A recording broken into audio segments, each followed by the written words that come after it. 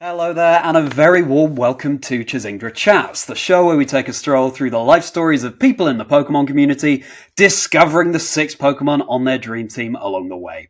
I'm Charlie Merriman, Merry by name, Merry by nature, otherwise known as Chazingdra, a host and commentator for the Pokemon Video Game Championship series, and a content creator. And this week, as every week, I very much hope my guest and I can make your day merry, because I have the honour of being joined by semi-finalist from the Pokémon World Championships 2024 in Honolulu, Hawaii. It is Jesse Parker. Jesse, how are you doing? I'm doing great, Charlie. Thanks for having me. Yeah, I'm still just reeling from getting third place at the World Championships. It's finally starting to feel real, and I'm just like I said, I'm Jesse Parker. I'm a 4 times world competitor, so this is the 4th Worlds I competed in. I played in 3 previously. And yeah, if I'm a semi-finalist of 2024. I've always finished towards the top of, ever since I started playing competitively in 2019, I've always finished in like the top 50 of the competitors in North America. So I've always been up there, but I hadn't really had that breakout performance yet, or big performance at World. So I was happy to finally get that here in Honolulu, Hawaii. It's an absolutely phenomenal achievement, and I cannot wait to take a little bit of a deep dive into your mindset during that tournament, but also, of course, every step that brought you up to that prestigious position. So thank you so much again for joining me, Jesse. One of the semi-finalists, of course, Yes. finishing in 3rd place at the Pokemon World Championships. Well, I was about to ask you to give a brief introduction to yourself, but you already did that so effectively and so efficiently. So thank you very much for that. Jesse and I just reached out to Jesse to see if he'd be interested in being on the podcast. So thank you so much, Jesse, for your willingness to go along with it. And I hope that you enjoy talking through your story just as much as we will enjoy hearing it. Yeah, it's going to be fun. Take a little trip down memory lane for sure. Yeah, well, why don't we dive right into it? So, Jesse, let's get to know your life story. Let's get to know the 6 Pokemon on your dream team. I like how you've structured your topics that you're going to talk about here. Every single one of them can have the suffix years. We're talking in terms of the eras in your life, Jesse Parker. So appropriately, let's start with the early years. Yeah, so I discovered Pokemon kind of as a kid when I was about 8 or 9 years old, kind of like around 8 or 9, 10 years old. In the video games, that's when you start your Pokemon journey. That's when the characters start their journey, when they're 10. So it's fitting that I could start mine when I'm around 10 years old. But yeah, I didn't really know anything about Pokemon. Like, I knew it existed just from like seeing friends have the games. I never really understood it. But then, the thing that got me into it was there was a Pokemon themed cereal box, and I actually won a copy of Pokemon Gold through like a sweepstakes on the cereal box. There was that Pokemon, the Pokemon Unown, where like it can spell out words and you have to like decipher it. Well, there was an unknown code on the back of a cereal box, and you had to decipher it and then like mail it in, and then to the sweepstakes. And then I was able to win like a copy of Pokemon Gold, which I thought was so cool. And that's what got me hooked on Pokemon. I didn't know anything about, like, I was like any kid playing a Pokemon game. Like, it was very confusing to me. And I got stuck many, many times, but I worked my way through it. I just thought the mystery of like training the Pokemon and what they would evolve into. Like, at the time, like we didn't have like too much access to the internet. So I just had no idea what was going on. So it was really, the excitement of discovery was just something that made me keep playing the game.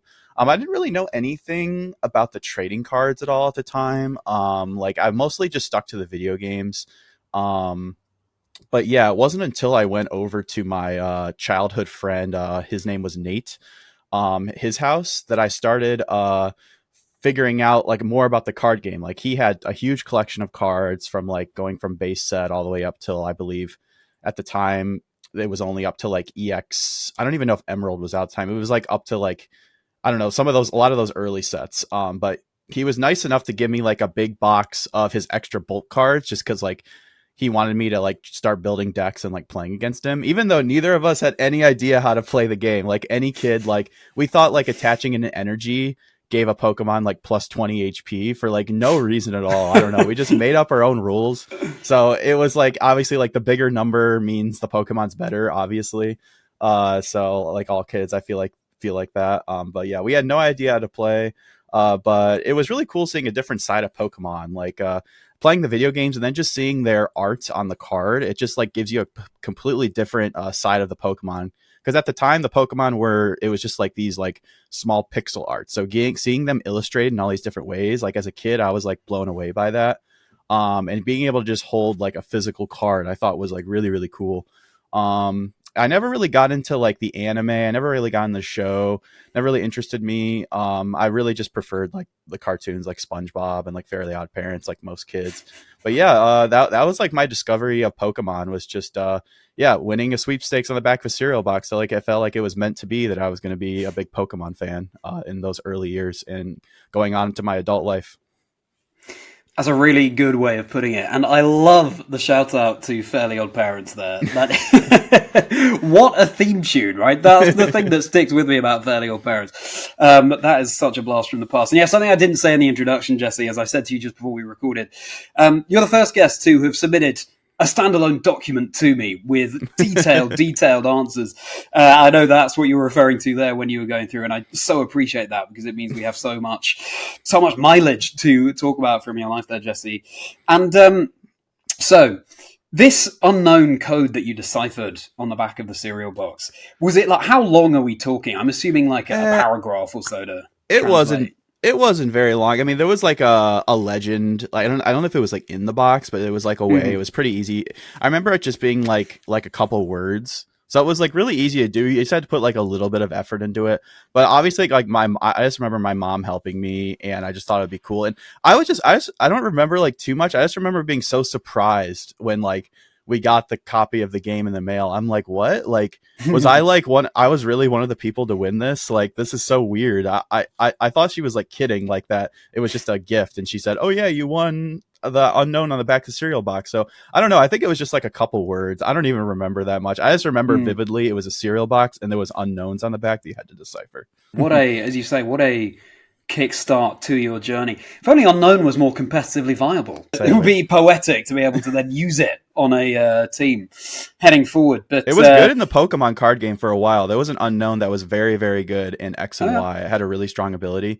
But other than that, Unknown's been pretty irrelevant in the TCG as well.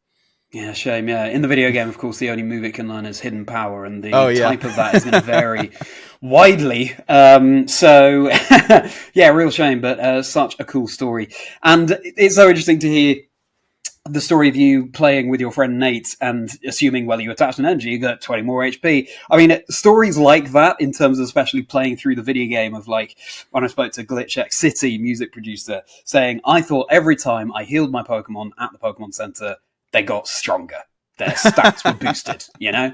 And multiple people getting stuck in Ice Path. I had Shea Burton, Trading Card Game Caster, talking about how for Alligator, he had Scratch, and he'd had that move obviously since the Feraligatr was a Totodile, and thought that the longer you have a move on the Pokemon, the more powerful it becomes. And obviously it does get more powerful because the Pokemon grows levels, but yeah, but as you say, the pre-internet days, you come to these conclusions by yourself, and even though Pokemon is a game aimed at younger audiences, there's still a lot to get your head around, I think. Yeah, it's a really deep game, and that's what I really just liked about it. Both in like, I didn't know it the card game at the time, but like with the video game, like the more I played it, the deeper I realized the game was. And I'm like, wow, like there's so many different paths you can take. Like I could replay this game and it could be like a different experience, you know, picking a different starter, catching different Pokemon.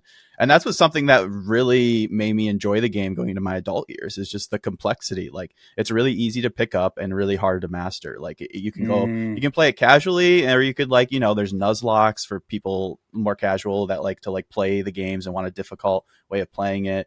I mean, the competitive side, obviously. And yeah, I just think that's something that I really like about it. Appreciate it more in my adult years for sure. I think that's such a good way of putting it. Easy to pick up, challenging to master. I think, as you say, that is why we all keep coming back to this franchise that we love so much. And that couldn't be a more perfect segue into asking what the first Pokemon is going to be on your dream team. So as a reminder, Jesse has chosen these in advance. I have no idea what they are. The aim is not for Jesse to build the most competitively viable team in any way. It's just the Pokemon that are the most special to him in whatever way he can define that for himself. So let's discover together. Jesse, who's the first Pokemon on your dream team? Well, later I'm picking some more stronger, like fully evolved Pokemon. So I'm going to start off with little guy Totodile, because he was my first ever Pokemon. So of course I got to go with the very first Pokemon that I picked, my first starter, Totodile. Love him. I love Croconaw for alligator, but I got to go with Totodile, the little guy. So yeah, he's part of the squad for sure. Totodile, as you were talking about your experience playing through Pokemon Gold, I thought, you know what, I'm going to hold off asking what your first partner Pokemon was in Pokemon Gold, because there's a high chance it's going to be the first member of your dream team, and here we are. Yeah, well, you and Shay, Totodile, and actually me as well. That was my Johto first partner Pokemon of choice. Yeah, got to be there. Presumably you've since done playthroughs of Generation 2 and tried the other first partner Pokemon? Yeah, I played the second time I played through it because eventually I discovered there was a silver version. So I'm like, let's pick that up, let's play through that, and then I realized that they're basically the same game, which kind of confused me as a kid as well. But there was, I decided to go with the Cyndaquil. Got to go start with the water starter, got to go with a fire starter. So poor Chikorita. I'm a fan. Oh, okay. It's challenging. It's like playing the game on hard mode, but it's and that's partly why I love it so much. You've got to put in the hours. I mean, going back to Glitch Check City's episode, she chose Chikorita, and said it humbled her as a Pokemon trainer because of the challenges you have to face. Not very good against any of the gym leaders, at least when you're in the Johto portion of the game. For sure. But, a strong selection of Pokemon there. Okay, well, let's go on from there onto the next batch of years you're going to talk about, your early teen years.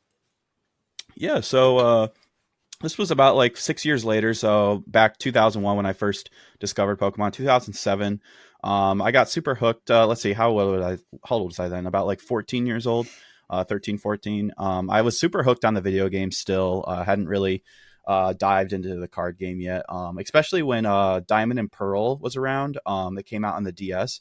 Diamond and Pearl were games that I played it so much that like my DS, like the hinge broke because I was just like playing with the hinge too much, and I had to buy a new DS. I went to like a small private school with their student body was like not very big at all.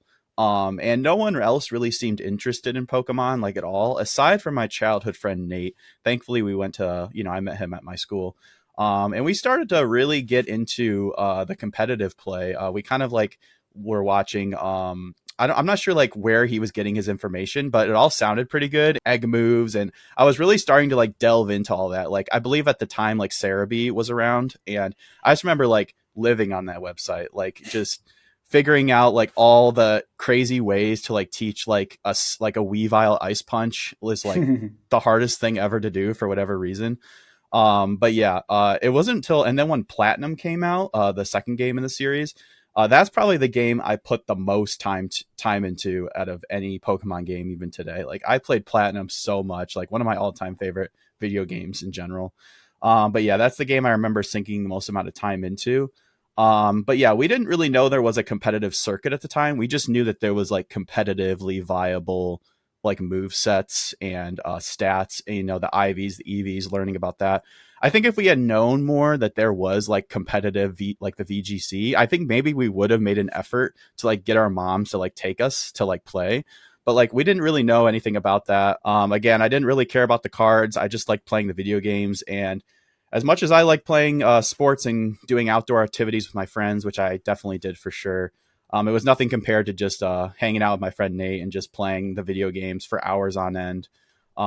Yeah, so that I would say that was like my early teen years, still like on the video game side for sure.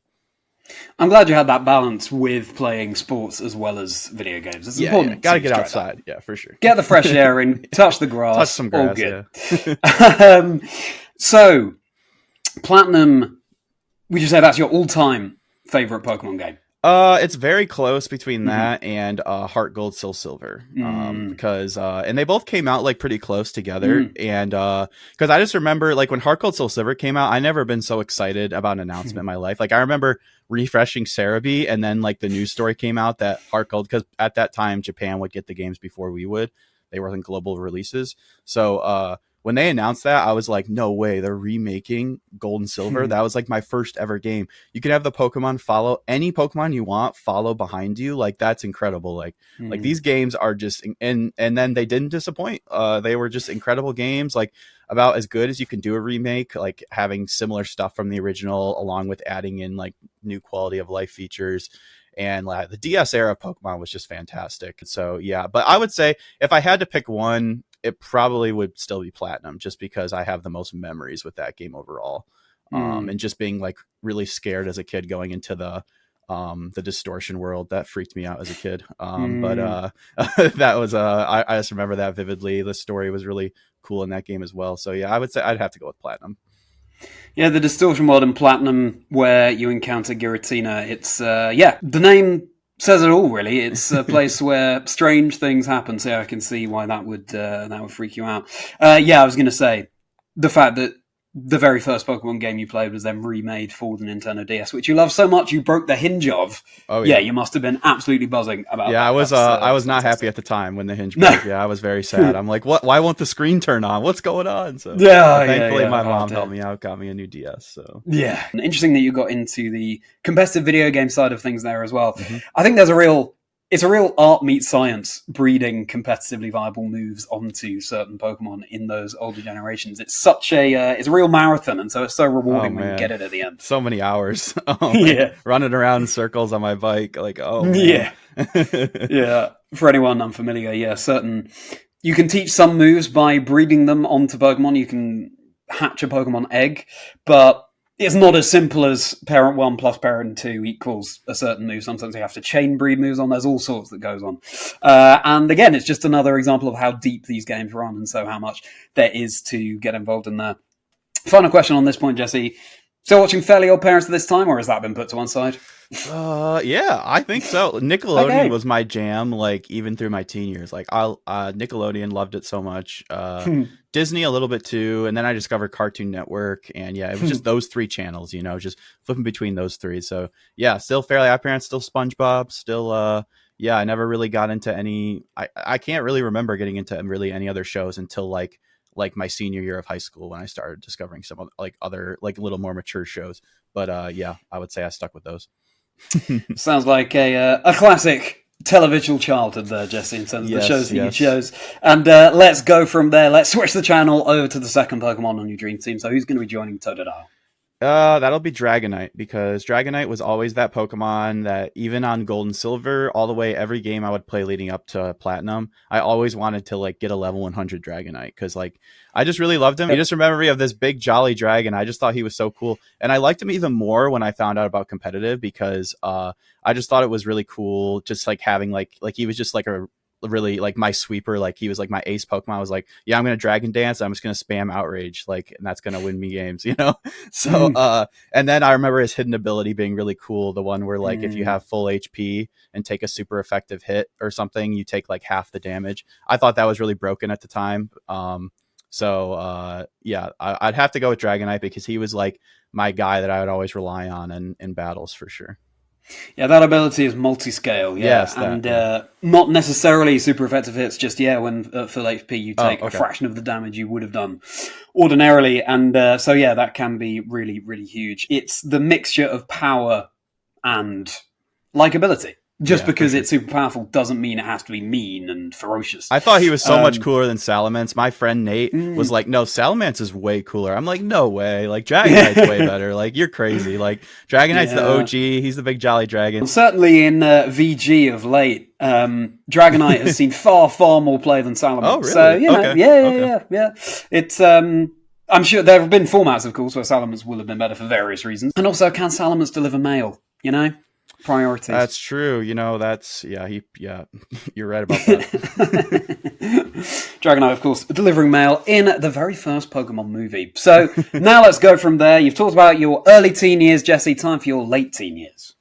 Yeah, so this is when I finally started. So let's see, I was 14 in the other section, so I would have been 18 now, kind of in my senior year of high school. So this is when I started to discover other competitive games. I remember being extremely addicted to League of Legends. If you don't know what that is, it's a online, it's called a MOBA, so a multiplayer online, a battle arena game. So it's a 5v5 game. It's kind of a mix of strategy and action. And I really, really enjoyed that, because that came out in 2010, I believe. So I started playing in the second year of the game being out, and I was really, really into that. I was into games like Smash Bros. I really liked that, and following the competitive scene there. It was right around when I was also getting into the esports scene. I thought the esports scene was really, really cool. Just people playing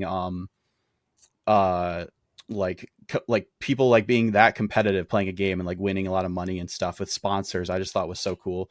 But yeah, around my senior year of high school, my friend Nate told me about how this LGS, this local game store, ran weekly tournaments for the trading card game. And this is when I was like, I went to the store and I instantly was hooked on the idea of like building my own unique deck and trying to win every week, because it was just something that I could look forward to. Like as soon as the tournament was over, I would think about the next week and like what I could do to win. I've obviously my friend Nate, he had a little friend group there, and they would all help me with like cards I needed for my deck. Cause at that time there were some pretty expensive cards, like uncommon cards that were like $20 each. Some EXs that were like $80 each. So it wasn't really easy with my high school budget to purchase these cards. So instead I found a really cheap deck to play that was also very annoying for my opponents. And it was called VVV, which stands for Victini Vileplume Vanillux. It included all these Pokemon that start with a V. So the deck was called VVV. And it was a deck that would just basically stop your opponent from doing anything. I won't get into exactly what it did, but basically it wasn't fun to play against. It was like playing against a stall Pokemon in video game. It just wasn't fun. Which I thought was a cool deck because I just thought it was funny. My opponent like couldn't do anything once I got all my Pokemon evolved up. It was also really cheap because it was a bunch of like non-EX cards. So it was pretty cheap for me to build. But it wasn't until I paired versus at a weekly Typhlosion Reshiram deck that I decided it was time to like get a more consistent and like powerful deck that could actually finish games quicker. My friend group at the time really wanted me to stop playing the Victini Vileplume Vanillux deck for obvious reasons. And Typhlosion was one of my all-time favorite childhood Pokemon, along with Feraligatr and Dragonite. So it seemed perfect. I was like, yeah, let's build this Typhlosion Reshiram deck. It was also at that time that I heard about states tournaments happening. I live in Ohio, and Columbus.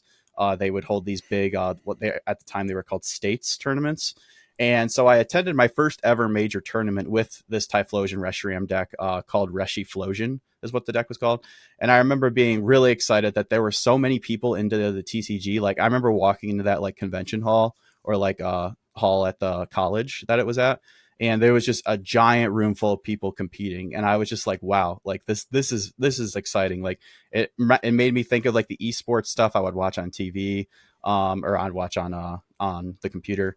And I ended up going 5-3-0 with Reshiflosion, which was one win short of what you needed to make it into the next phase of competition. So I remember like being really excited about that. I was like, wow, like I actually did pretty good with my first big tournament, being one win shy of making it to the next stage.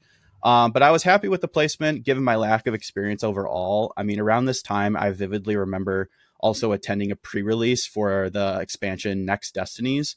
And I remember pulling a Mewtwo EX and thought it was so cool because the card at the time was worth like $100. Like I thought it was crazy when I pulled it. I had like two people come up to me trying to like buy it off me with cash, like being like, "Hey, I'll give you $100 for that." But I knew how good the card was and that I would need it for my deck. So I said, no, I'm gonna keep this.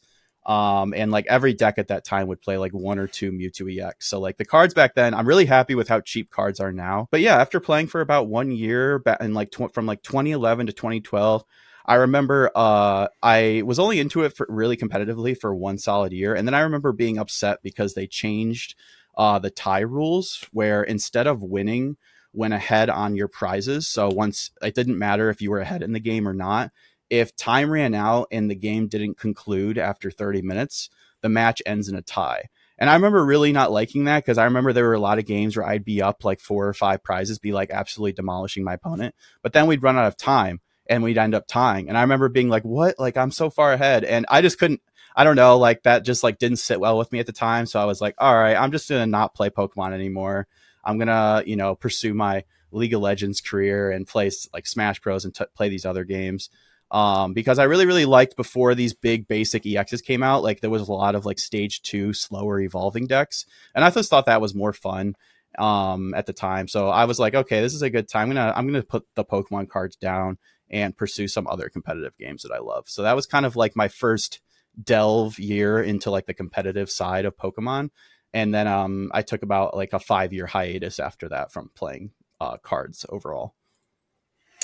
That is such a cliffhanger to end that portion of your life story on knowing where everything goes now. Okay, well, I can't wait to see what got you back into Pokemon there. Victini, Vileplume, and Vanillux. Vanillux, that was it. Yeah. I think that I guess the most important thing was that you were just enjoying playing the deck you were playing. And I mean, you must have built up some serious stamina over that time learning to play with that particular deck. Yeah, I mean, the games would just take a while, like, because all three, so the two Pokemon you would evolve were like stage 2, so it would take a while to set up your deck. And then for those who don't know, the Vanillux, which was your main attacker, had an attack that you would flip 2 coins, and then for each heads you would do, I believe, 40 damage. But if either of them were heads, it would paralyze your opponent's active Pokemon. So there was a 75% chance of just keep constantly paralyzing your opponent's Pokemon. And when your opponent's Pokemon's paralyzed in the trading card game, they can't do anything unless they have like a switch card in their hand to reset. But that's where Vileplume comes into play, because Vileplume is a stage 2 grass Pokemon that has an ability that says neither player can play any trainer cards at all. So they couldn't play any switches. So as soon as you would paralyze them and have both those up, it would just stop them from doing anything. But then Victini is a basic Pokemon that had an ability that said once during your turn when you attack, you can re-flip for your attack. So if you flipped double tails, you could choose to re-flip those. So as long as you didn't get double tails 2 times in a row, you would constantly be locking your opponent. So you can see how it'd be very annoying to play against, because the games would just go on forever just sitting there back and forth like most control decks. So yeah, it's kind of funny. My first ever deck was a control deck, because I like despise control deck playing them now. So like, but yeah, at the time I just thought it was really fun. That was very well explained. I mean, even I, as a complete TCG noob, was on board with that, following along with what you were saying there. So thank you for that.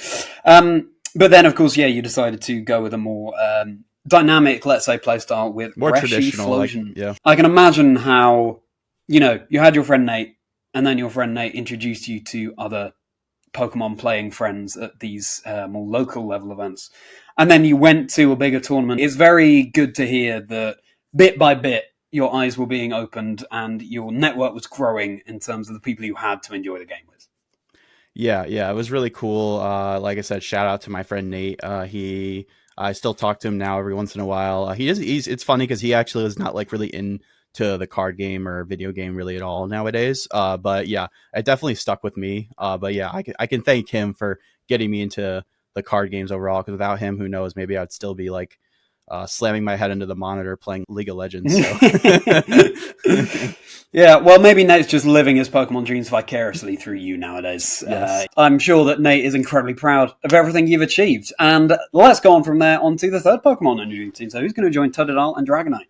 It's got to be Typhlosion. So, yeah, Typhlosion. That my first like the VVV deck was cool and all. Like the Victini, Vileplume, Vanillux deck was cool, but the Reshifusion deck, or the Reshiram Typhlosion deck, was definitely a more competitive deck. It was a more standard deck that like was pretty popular.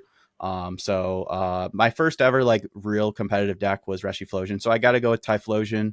The Typhlosion from Heart Gold, Soul Silver. I love that guy.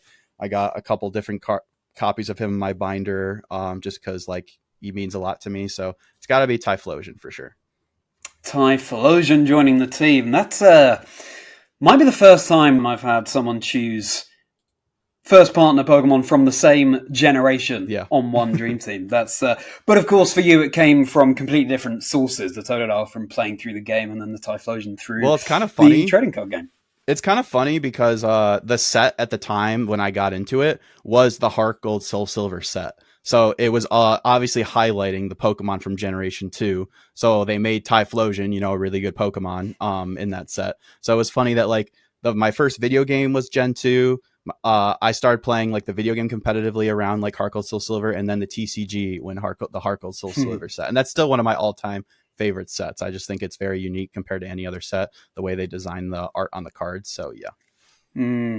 Yeah, I can see how, even though you say, Platinum is your favorite game overall, still part of Generation 4, which of course is the generation that had the remakes of those Generation 2 games. Yeah. I know this can be confusing for people who don't follow so much what's going on with the Pokemon games, but what I'm saying is there is a link to Generation 2 in that Platinum that you chose as your favorite main series game as well. So, a lot of love for Johto coming out. I love to hear it. Generation 2, that's my favorite. From there, now we've moved beyond your teen years into your early adult years.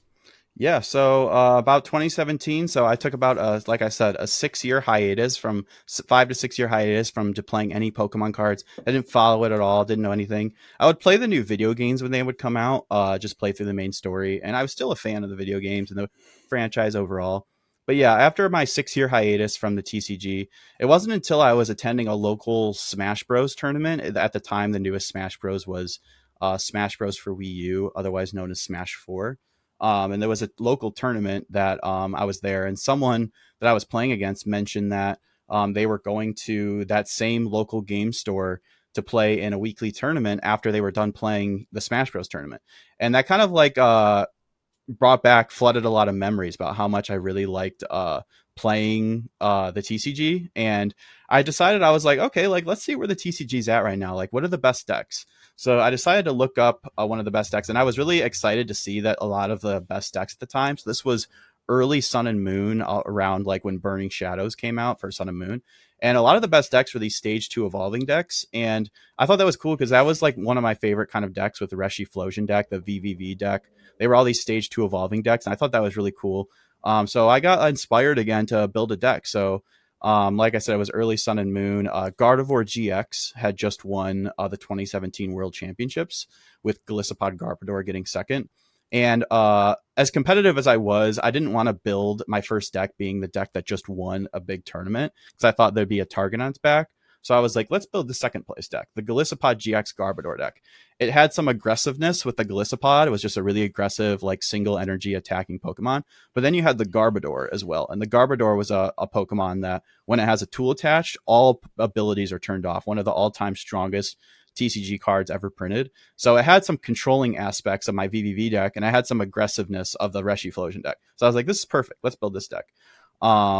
So yeah, I then attended my first LGS after like 6 years, my local game store weekly, which was at the same store that I went to 6 years ago. So it was cool to see that it was still open and, thriving.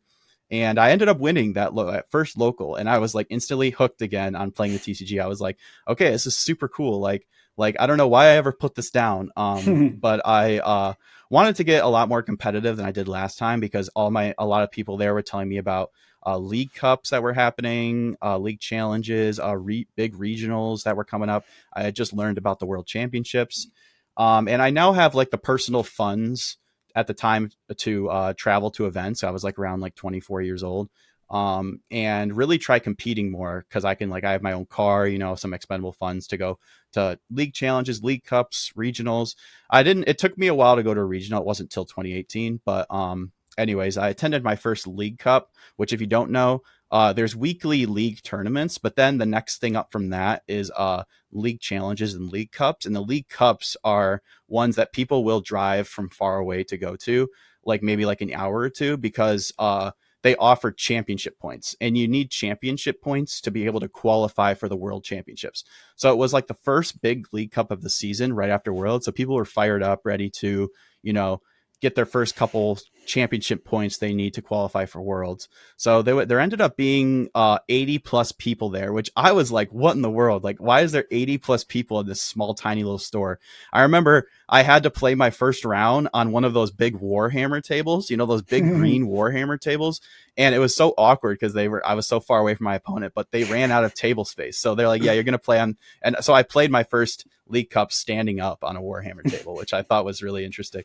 But I decided to switch it up and play a Metagross GX deck, because I realized that a lot of people would probably be playing that World's winning Gardevoir deck, and Metagross GX is a metal Pokemon that hits Gardevoir for super effective damage. So I picked that deck, and I think it was a good call because I hit a lot of Gardevoir decks. And a lot of people had the same idea, because I made top cut of my first ever League Cup, and 6 of the 8 people in that top 8 cut were playing Metagross, which is pretty funny. So it was a lot of Metagross mirrors. So I was really psyched. Like, my first ever League Cup, 80 plus people to get into the top 8. Like, I was like, I thought that was so cool. And a lot of people were impressed when I was saying like it was my first ever League Cup. But anyways, I was super hyped to make my first top cut. But I ended up losing in top 8 to the Metagross mirror, to someone who was a much better player at the time. So I was fine with that. So I continued to attend cups. I was hooked on the cups idea because I just thought it was a cool way to like play against other people who are really, really trying to win, and get some practice before I attend my first ever regional. So I continued to attend those with the goal of winning one. And I made a lot of top 8s, a lot of top 4s. Finally, I was able to win my first League Cup in 2018 with my new favorite deck, Buzzwole GX Lycanroc. Buzzwole GX Lycanroc is a deck that has a very special place in my heart because it was just like, it was a really good deck at the time. I just remember really enjoying it. It was a really fast, aggressive deck with fighting type Pokemon, Buzzwole, Lycanroc. And that became my main deck for the whole 2018 season. I just mained that deck, never swapped off it. I changed like a couple cards here and there. So then this is when I attended my first ever regional. I was like, okay, I won a League Cup. Let's go to a regional. So I attended Collinsville or St. Louis regionals. And I ended up doing pretty good, but I ended up losing my win-in to day 2. So basically you need to get, at the time, I think it was you needed to get 7 wins, but you needed to get like 6 or 7 wins to be able to make it into the next day of competition. And I was on that last match where if I won this match, I'd make it into day 2 and get to play the rest of the tournament. And if not, I would lose and have to go home. So unfortunately, I lost my win-in, but I had a lot of those experiences for my first couple regionals. Maybe the first 6 or 7, I would get so close to day 2 and couldn't quite get there. So my goal was to day 2 a regional. And I also decided to shoot for a Worlds invite because I was doing so well at Cups. I was getting like a big influx of championship points. But I really only started playing competitively that season, like seriously, like halfway through the season. But nevertheless, I was going to try to get my Worlds invite.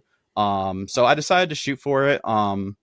And then basically it came down to the last tournament of the year, NAIC, it stands for North American International Championship. Always like the biggest tournament of the year attendance wise.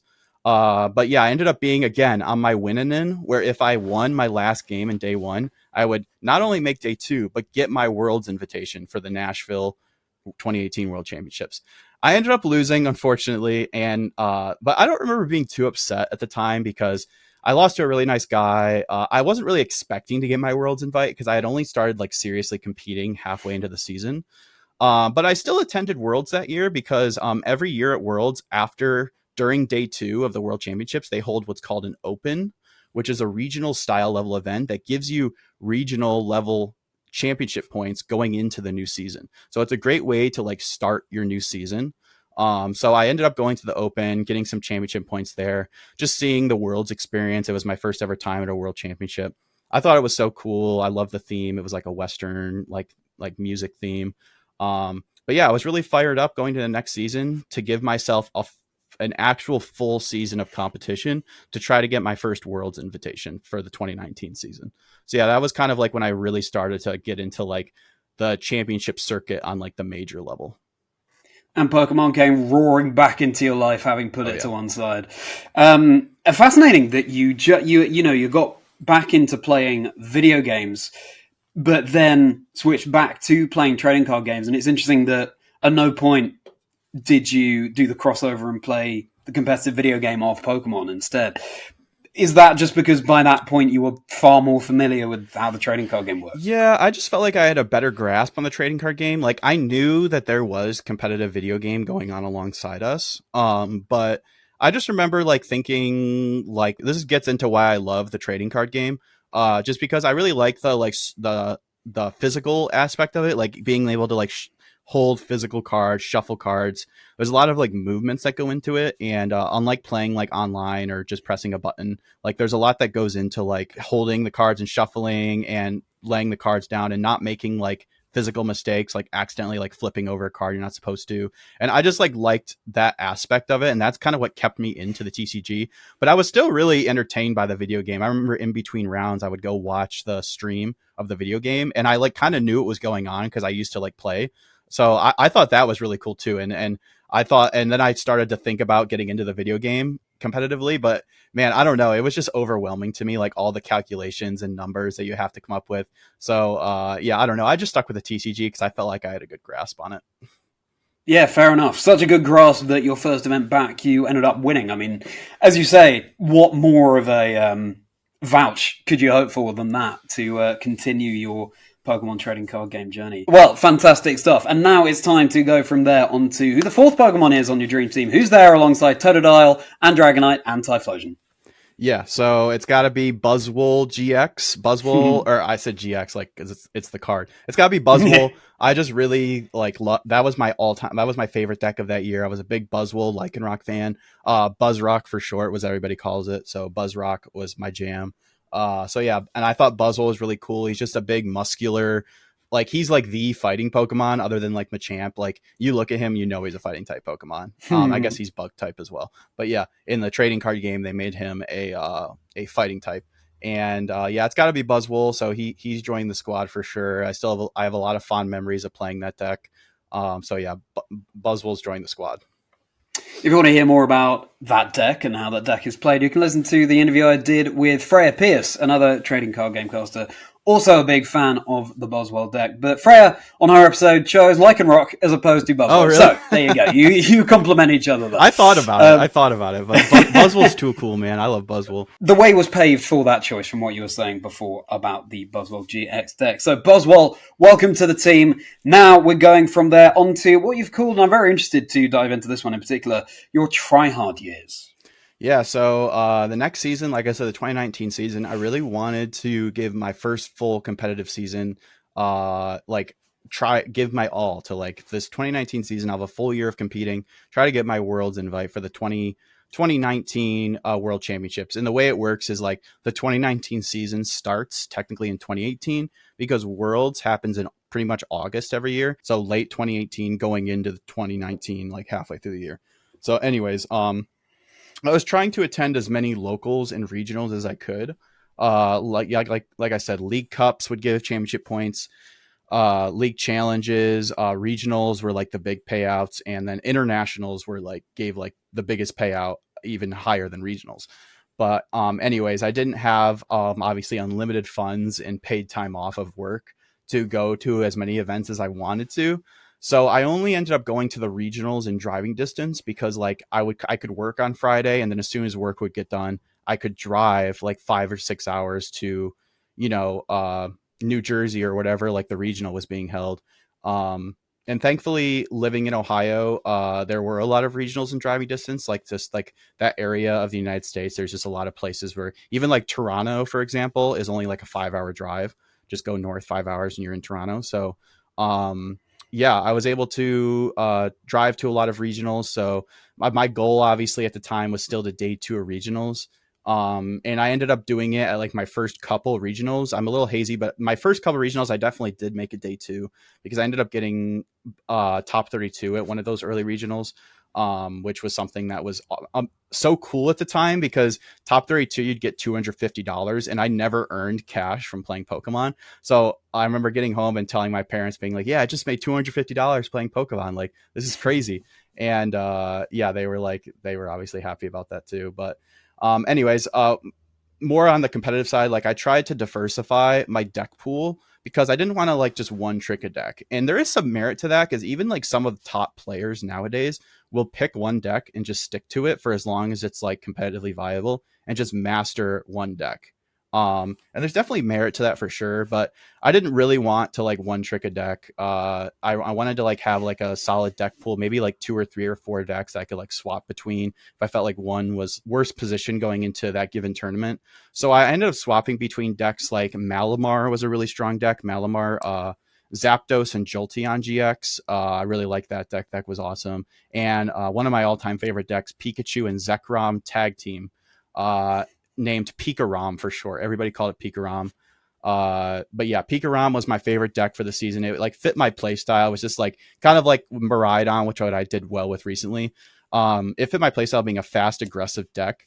And around this time is when I really started to get more serious reps in with the best players I could find. So there were a lot of like really competitive people at my local scene.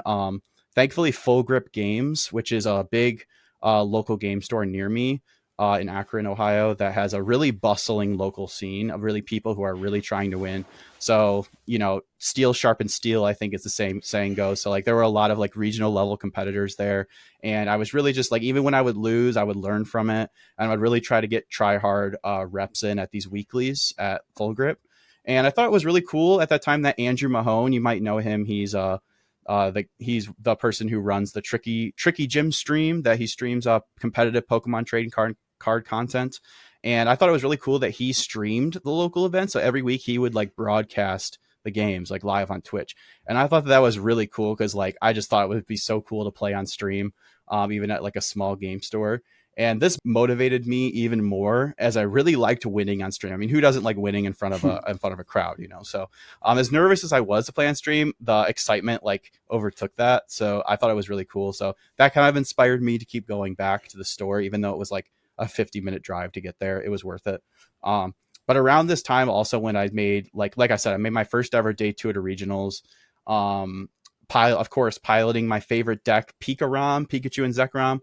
I ended up finishing 38th at that event. I actually did not make top 32. I got 38, so not quite top 32. But then I went on to top 32 an event a couple months later at Hartford Regionals in the expanded format. So there's a standard format and an expanded format. Standard is like the most recent sets that you can pick your cards from. Expanded went all the way back to black and white. So 20 cards from 2012 all the way up till at the time 2019.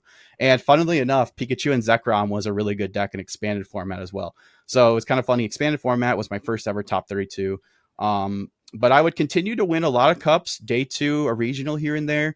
And all the points I accumulated from that, I was able to get my first ever World's Invitation. And I was so excited. I remember getting top 8, winning the top 8 match at a League Cup at Full Grip Games, actually is where it was at. And knowing I had enough points for Worlds, it was like the best feeling in the world. And I was like super hyped to qualify for my first ever Worlds in Washington, D.C. in 2019. And that was when like my first, I would say like successful year of playing was the 2019 season. The Pikachu Zekrom deck call out, that ties in with the episode I did with Rahul Reddy as well, who also gave a shout out to Pikachu and Zekrom. Yeah, it was a popular deck for sure.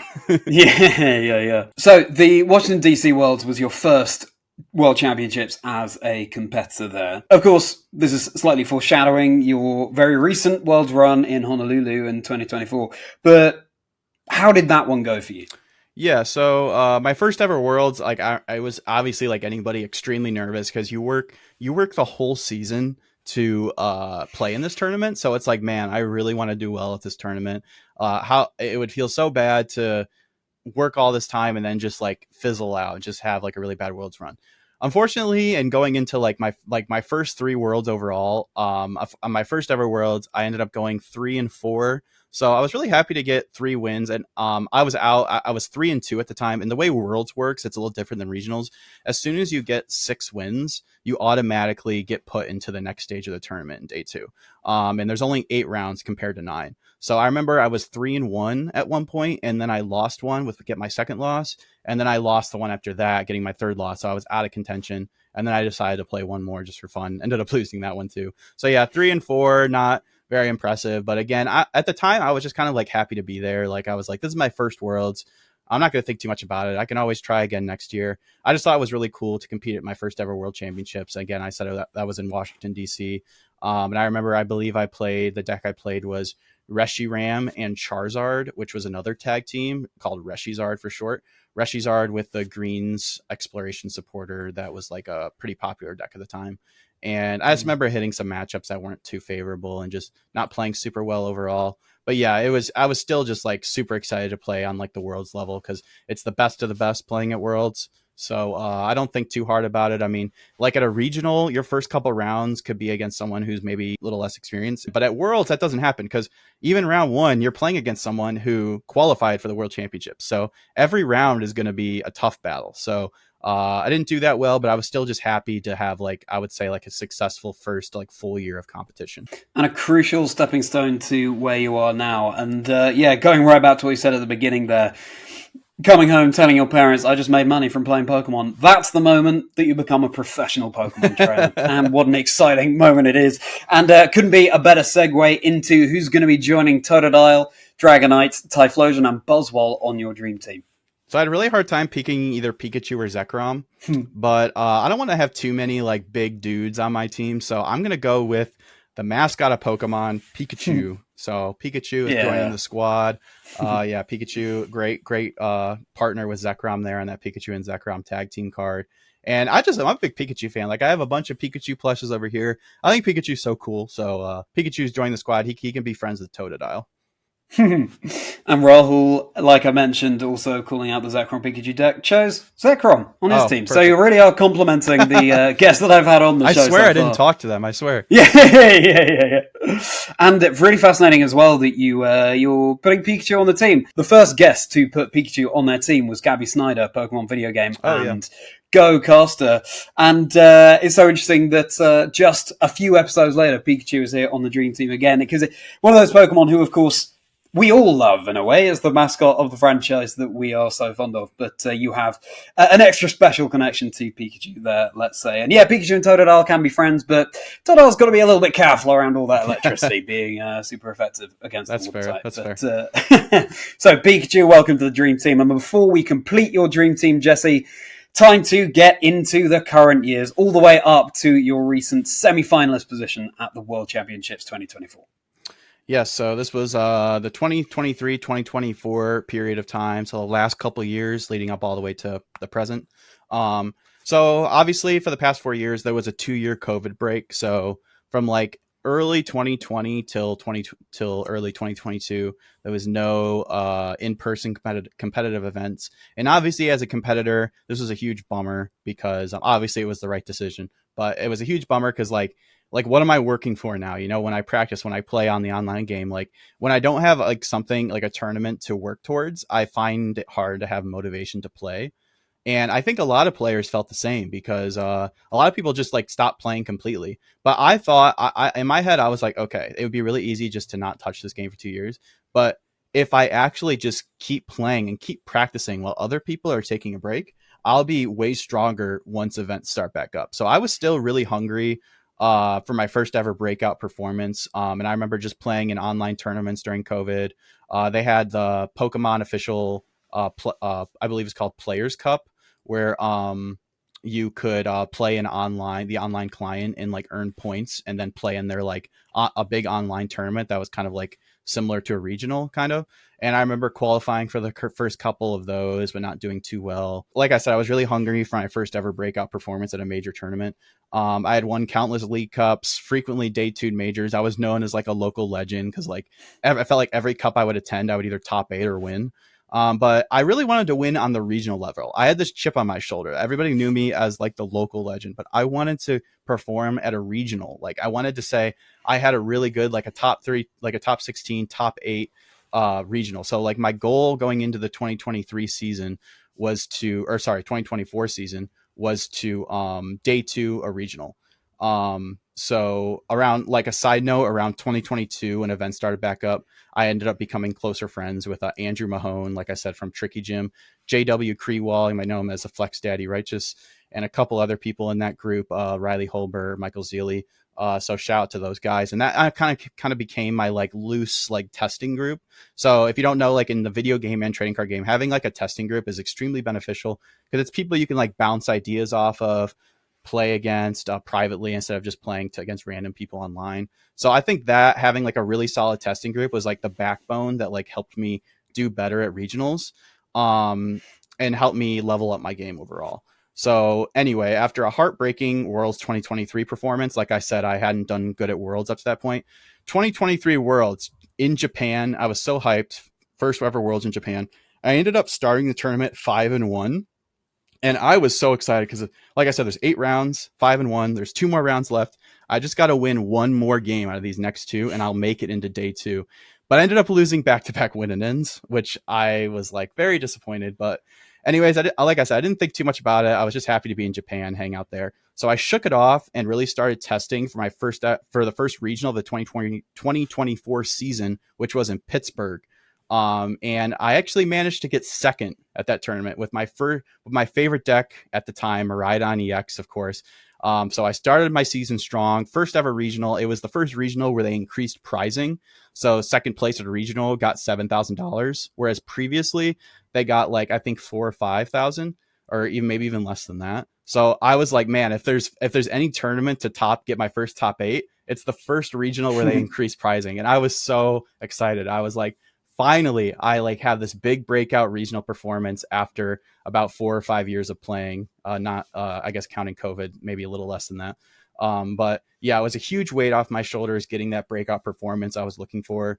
And at the first major tournament of the season, no less. And instead of taking it easy, I wanted to keep riding the lightning, no pun intended, and finish off my Worlds invite early and try to get some more big finishes and try to get a stipend for the European International Championship. And if you don't know, a stipend is when you do so good in one quarter of competitive play. If you do good enough in a quarter, if you finish in the top 16, the Pokemon Company International will give you like a nice little chunk of change to attend like a international overseas. And so I actually did end up getting the European stipend, which was really nice. It let me go to the European International, my first ever international overseas. But yeah, right after Pittsburgh, 2 weeks later, I ended up getting another top 8 in Peoria regionals with Miraidon. So I was like, wow, this is crazy. For the first 2 regionals of the season, I top 8'd. I was like on top of the world. I was so happy. I'm also happy because my testing partner, JW Crewell, also made top 8. And he's actually the one who I got paired up against in top 8. And I ended up losing to him. So it was cool to lose to a friend. It just sucked that we had to play against each other, but that's okay. But it was cool to see 2 people in our group making a top 8. It just showed that like our group was doing something right. So we were off to a great start of the season. And with this performance and all my cup wins, like I said, I ended up getting that stipend to go to the European International in London. But for the rest of the season, I locked a couple more top 32s, which top 32s are nothing to snuff at because the tournaments started to grow substantially. So in the past, when I first started playing competitively, regionals were getting maybe 500 or 600 people at most. Now they were getting 2,000, 2,500 plus. So like crazy numbers. And so making top 32 out of that many people was extremely difficult. But like I said, prizing increased. So getting a top 32 was $1,000. So really, really nice. It pays for the trip pretty much. So yeah, I was really happy getting a couple more top 32s with decks other than Miraidon, Roaring Moon, Dialga. And then at Worlds, I obviously, in this past season, in this current 2024 Worlds, I ended up getting 3rd place again with Miraidon EX, which again, I say is still such a surreal feeling. Like it's finally starting to feel real like 2 weeks later. But yeah, I think a funny thing is that I started my season off really strong with Miraidon, and then I ended the season really strong with Miraidon because I didn't really play it at all in between those 2 periods of time because the meta just really wasn't well positioned for it. Charizard was too popular. Charizard's really hard to beat with Miraidon. But so ending the season with my favorite deck of the season was just like with a 3rd place was just the perfect like bow on the season for sure. So prior to finishing 3rd at the 2024 World Championships, are you saying you hadn't actually made day 2 of the World Championships up to that point? Yes, correct. So my goal of 2024, and you can even hear it in my interview that after rounds, they streamed me in round 7 of day 1 playing against Cal Connor. In my interview, I was telling Kyle Sukovich, I believe, I was telling him he's like a host at these major tournaments. I was telling him that my goal for this tournament was to make day 2. Like that was my goal. And anything after that was a bonus. And at that time I was 7-0. So I had already locked up day 2, even a round previous.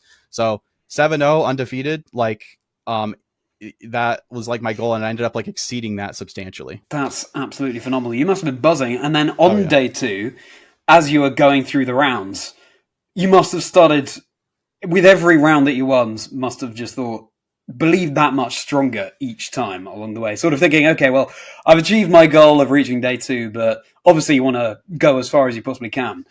By the time you reached those semi-finals, what was going through your head? Yeah, I kind of talk about how like when you're having these big runs, like I thought back to my 2nd place run at Pittsburgh.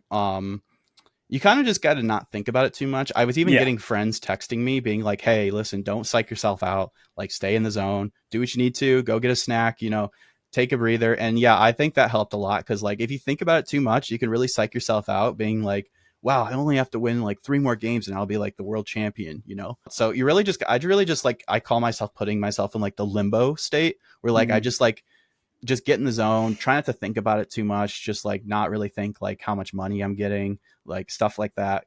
And I think that really helped me stay calm. People were even saying like when I was playing on stream, I just looked really calm. And that was really helped me because when I was performing on stream at Pittsburgh, getting 2nd, I was like not calm. I was so nervous. I was jittery, the lights shining down, the white noise in the headphones. So yeah, I would say just staying calm and being in that limbo state really helped me keep my head in the game.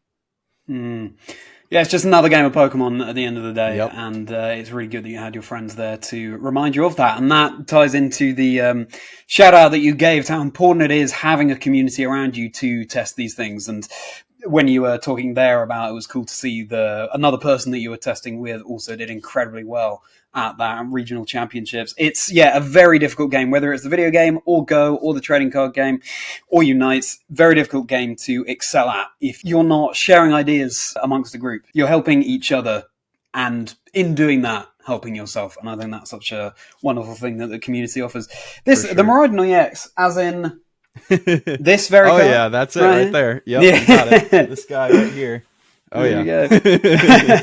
Yep, that's it. There we go. But yeah, that card's really, really good. You're gonna want to hold on to that for sure. But yeah, it was just like surreal. I mean, like I don't think I mentioned, like, I was actually undefeated going into top 8. So 13-0 going into top 8. So not only was I in top cut, I had not lost a single game. And to give you some perspective, like, a lot of the other people in top 8 had like 1 or even 2 losses. So to be like undefeated and going into top 8, not only top 8, but at first seed, like going, and that's what ended up getting me 3rd place instead of 4th place. So they go off based off seed, being undefeated, and then even losing in top 4. Like, I was just happy to get that top 4. Like, that was like vastly exceeded my expectations for sure.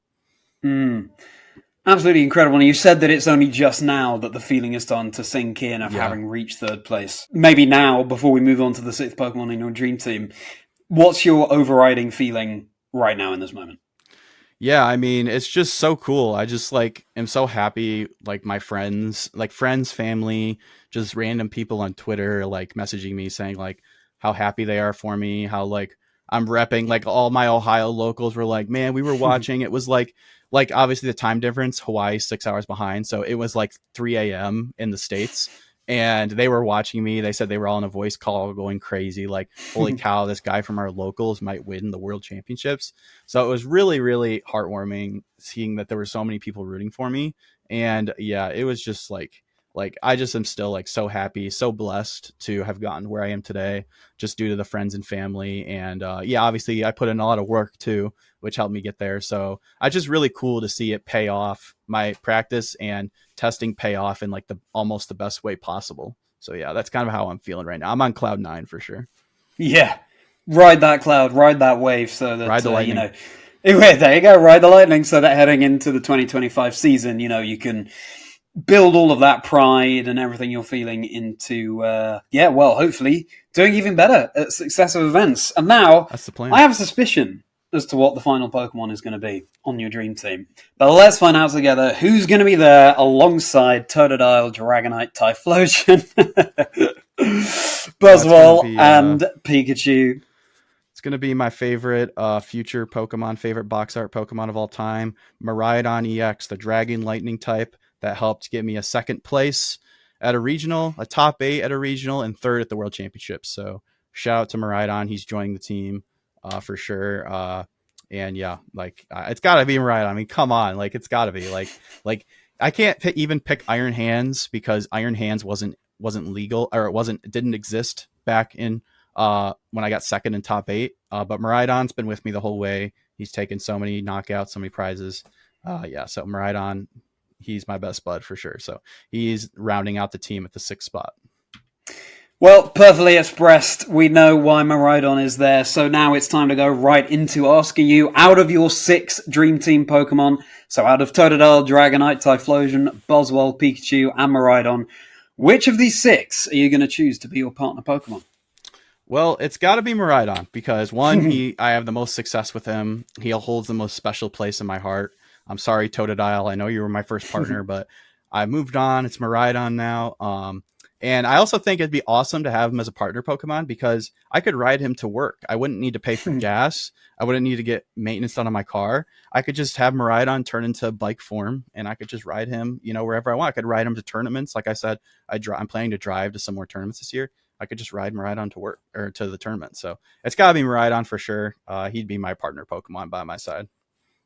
And instead of gas, you're just spending the money on sandwiches instead to keep your partner Miraidon going. So, Exactly. yeah, just make sure you've got a wide variety of fillings to put into those sandwiches to satisfy the Miraidon there. Makes total sense. Miraidon, your partner Pokemon. And, it's interesting to think about if we were recording this episode at a later point, other than having just got third place at the 2024 World Championships. Maybe it would have been Totodile, your first partner all along. But certainly given the timing, Miraidon makes total sense. So now we're going to zoom over from there onto a different kind of question. If you're a Pokemon, what do you think you'd be? I thought about this one for a while, but funnily enough, it's another quadruped lightning Pokemon. It's actually Boltund. I think I'd be Boltund. One, because I really like dogs, and two, because I actually don't own a dog, but I just, I like petting dogs, I like seeing them. People bring them into work all the time. I work at a bank. So yeah, dogs are awesome. But it would be awesome to be Boltund because he's a lightning type, which is my favorite type. Which I just think lightning types are awesome. And he's also has the ability for the video game. He has an ability called competitive, and I'm extremely competitive, so it just fits perfectly. Like, there's not that many Pokemon with that ability, so having my ability being competitive, like, that fits perfectly. A lightning dog that's competitive. So I gotta go with Boltund for sure.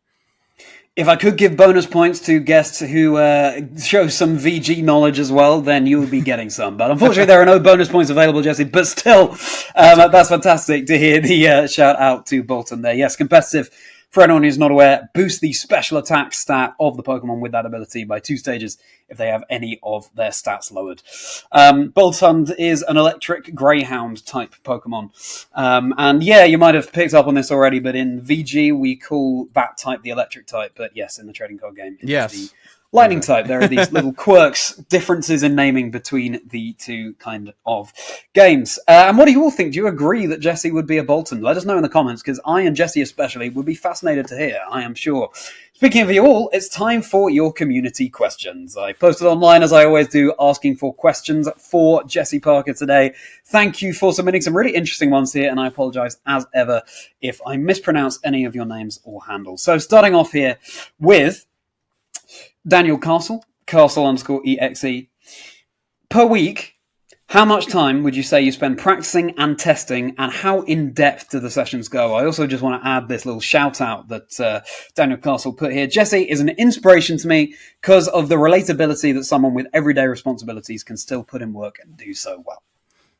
Yeah, so I would say how much time I put in per week. I mean, I would say almost every night I play at least a couple hours on the Pokemon trading card game Live, which is our online client that we use to play against people online. You can just play against random people, play against friends. But I would say at least 1 or 2 hours, like at the end of the night before I kind of go to bed, before I finish all my responsibilities, I will play a couple hours just randomly on ladder. So I would say maybe 2 hours a day, so 2 times 7, that's 14. So I would say not including personal testing, that I do more extensive testing with my testing group, which we try to do as much as we can, but not as much as other groups. So I would say, plus personal testing, I would say about 20 hours a week. I would say I'm playing Pokemon cards.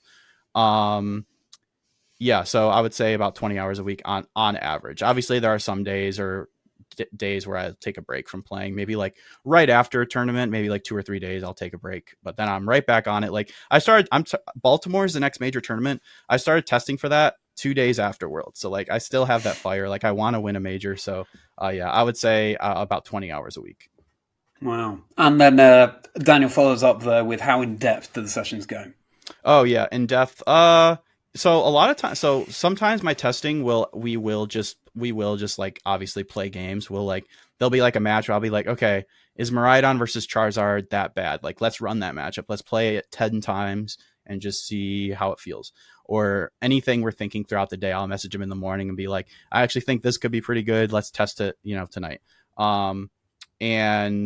But sometimes we don't even actually play games. We'll just get in a call and we'll just talk about the meta. And we'll just really dive in deep and just talk. Because you can kind of once you get to a certain level in the game, you can kind of just talk through games. You can kind of be okay, if I do this, you'll do this.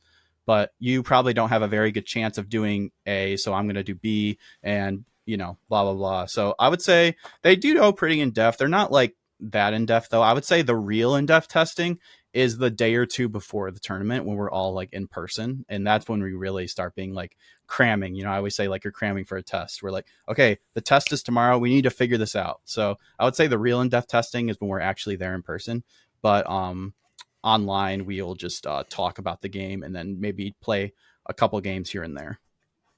Fantastic to get the insight there of how in-depth that testing goes and how much testing goes into it from the World's 2024 third place. So thank you so much for that, Jesse, and thank you for your question, Daniel. Now, next, possibly one of my favourite handles I've come across online, New Name 2, would like to know, how did you deal, well, you've sort of alluded to this already, actually, interestingly, how did you deal with being undefeated and not letting it affect you negatively? Yeah, so kind of like I was talking about a little earlier about being in that limbo state, like you just really don't want to think about it too much. Like being undefeated was awesome, but yeah, you can't let it get to you. Like everybody like saying that and like coming up to you, and like you just really gotta stay in the zone. Do what you need to do. Put your AirPods in, listen to music. There was a couple moments in the tournament when I was like 10-0 where I remember just going in the corner where there was no people and just sitting there and just try to like have my own like meditation to try and not get too excited, because it's really easy to get extremely excited and just run around and tell all your friends and really get excited, and then you can really just like, I don't know, put yourself in like a awkward mental spot. So I would say just like being just not overthinking it, just taking it easy, take a deep breath, which comes with time, comes with experience. I used to be the type of person at regionals who I would be like 4-0 or 3-0, and I'd be like, oh man, this is awesome. Like I haven't lost a game. Like this is my tournament. And then it just falls off the rails. Like you just got to take it one game at a time, because at any point it could fall off the rails.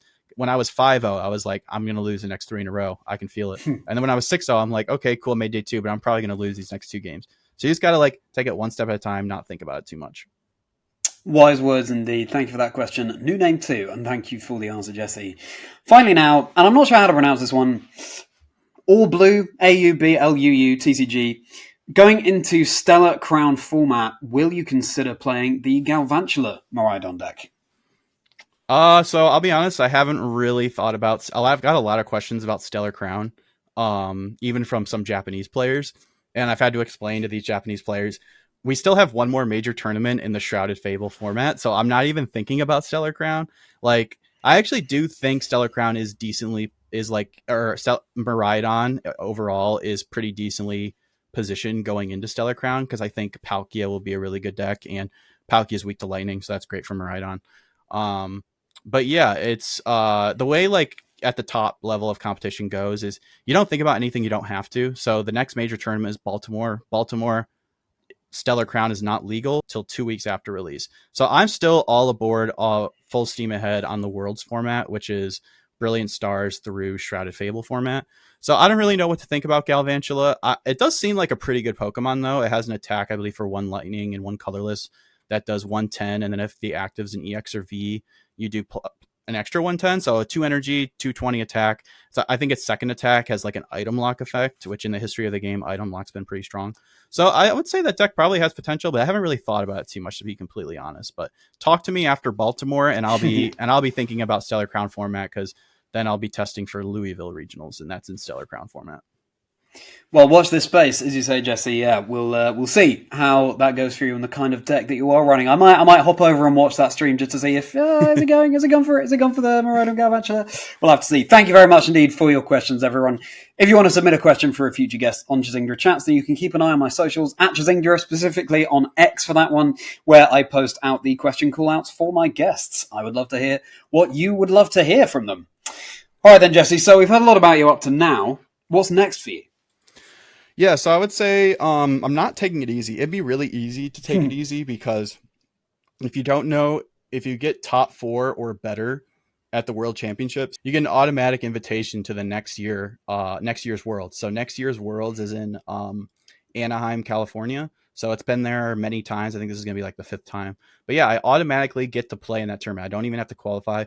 And that's good for 2 reasons. One is I don't have to go spend as much time as much as I love playing locals and regionals. I don't have to spend as much time going to those events, which is pretty nice. And 2, this next season, they switched it up. And instead of you needing to get to a point threshold to qualify for Worlds, like it was 600 points the year previous, you need to finish in the top 125 of North America. And I think Europe is like top 75, maybe. I can't remember. But so yeah, that's going to make it a lot harder to compete for Worlds. It's going to be a lot less people. I think to give you an idea, there was like a little over 200, like 250 North American competitors. But this next season, it's going to be half of that. It's going to be 125. So I don't have to think about that because I automatically have a Worlds invite. So that's really exciting. But I still have a fire in my belly. I want to win a major tournament. So I'm going to be trying to go to as many of the North American regionals as I can. Like this year, I'm going to Baltimore, Louisville, Toronto, Sacramento, all in the span of this year. And I'm going to try to be winning a major tournament. That is my goal. I want to just get first. Getting thirds at Worlds is amazing. Getting second is amazing at a regional, but I want to win a regional. So that is my goal. And I'm really going to test a lot and try to hopefully get that this season. So we'll see how it goes. We're keeping our fingers crossed for you, Jesse, heading into this season. I'm sure, the amount of time and effort and love that you put into the game, it's only a matter of time before you come away with one of those wins. So all the very best of luck to you there. Thank you. And I think it's important, as you say, not to... You have the automatic invitation, but it's great to hear that you're not letting that become complacency. Yes. You've still got to, World isn't going to be any easier next year, so still got to put the work in now. And I still love playing Pokemon, so I still want to go play Pokemon. So it's not like I'm just not going to play Pokemon leading up to the next World. So I might not play as many locals, but I'm still going to try to get that big regional win for sure. Yeah, absolutely. Well, fantastic to hear. And finally, Jesse, looking back from now as someone who has just reached third place at the World Championships 2024, all the way back to the Jesse who sent in out of the blue, or from the back of a cereal box, the cracked Unown code and won a copy of Pokémon Gold. What advice would you give to that younger you? Yeah, I would say just be yourself. Don't think too much about it. Just go with the flow, which is, I think, as a child, I maybe was thinking should I be spending all my time doing this? But it's something that I love. So I would say just be yourself, do what you love. Don't stress too much. Your future is going to be great. So I don't think I would really change hardly anything in my early life. Everything that happened to me made me who I am today. So like I said, I was very blessed to have a pretty amazing childhood with family and friends that support me. So shout out to all of them. You know who you are. And, buy, and also to my early self, buy as much sealed booster boxes as you can. Any allowance, any lawnmower money, buy a box of Skyridge, buy a box of I don't know, any set before Black and White or even Black and White. Just buy booster boxes and keep them sealed. But yeah, that's it. I love both of those strands of advice there, Jesse. I mean, it's possibly the most important advice. Just be yourself, do what you love. Coupled with, also very pragmatic advice in, you might be blowing the allowance on sealed booster boxes now, but trust me, one day you're going to be reaping the benefits of that well-spent allowance in the future. So fantastic answer there, Jesse. Now, the chat does not end there. Over on Patreon, we're going to very shortly be getting into Jesse Parker's Rapidash round. So 15 minutes or so of bonus quickfire questions that Jesse has not prepared for, taking a little bit of a deeper dive into Jesse's Worlds run, for instance. So if you want to join us over there, it will be a pleasure to see you. You can support me as a creator, but fundamentally, I really appreciate the fact that you've watched this episode. So thank you so much for joining me, and the link will be in the description below for the Patreon. Jesse, thank you so much for joining me on Chazingdra Chats. It's been a pleasure to get your insight, fascinating too, and again, just very grateful that you were so willing to go along with this message from completely out of the blue from me. So thank you. Absolutely. Thank you so much for having me, Charlie. It was a lot of fun. Thank you. I'm very pleased, and I hope that we get to meet in person one day. I was thinking when you were talking about EUIC this year, I was there hosting for the VG side of things. So it's a shame that we didn't cross paths at EUIC this year. But yeah, who knows? Maybe I'm sure it's only a matter of time before we meet at some point at some kind of live tournament in the future. For sure. Looking forward to that very much. And Jesse, people want to keep up with you online. Where can they find you? Yeah, you can follow me over on X, formerly known as Twitter. My handle is very simple. It's just my name, Jesse Parker, Jesse, last name Parker, but no A in the Parker. So take out the A. So yeah, you can follow me over there. That's where I post about my tournament runs. You can keep up with me there. So yeah, that's where you can find me. Fantastic. Make sure you're following along with everything this top tier trading card game player has to offer. And if you enjoyed the show, I think we know what's coming. but we're going to go for it. Please do like and subscribe to the channel. All those things really do go such a long way. And do drop a comment too. Jesse, as always, with all my guests, has given us so much food for thought. So I'd love to know what you thought of the episode. If Jesse's Dream Team Pokemon tie in with any of your own or any of Jesse's favorites, also your favorites, would love to know that. And if you want to follow me beyond my YouTube channel, as mentioned, I'm on X as well as Instagram and TikTok at Chazingdra. I post comedy skits of things that I'm doing within the Pokemon world. I cast events as well as vlogging the events that I attend on the channel too. I stream playing the Pokemon video games. If you're a fan of everything the Pokemon video games have to offer, then it's the place for you. Episodes of the podcast drop every Wednesday, and I've got my Discord community linked below as well, along with all of my socials that are linked in the description too. It will be a pleasure to see you in there. So then, Jesse, it's time to get into your Rapidash round, and if you're not joining us over on Patreon for that, then it's goodbye from Jesse. See you guys later. Take care. And it's goodbye from me. See you next time on Chazingdra Chats, where there'll be another 6 Pokemon, 1 life story. Jesse, how are you feeling about these bonus questions? Yeah, I don't really know what I'm in for, so yeah, I'll try to answer them to the best of my ability. I'm excited to see what you got for me. Okay, well, let's get into this. So, as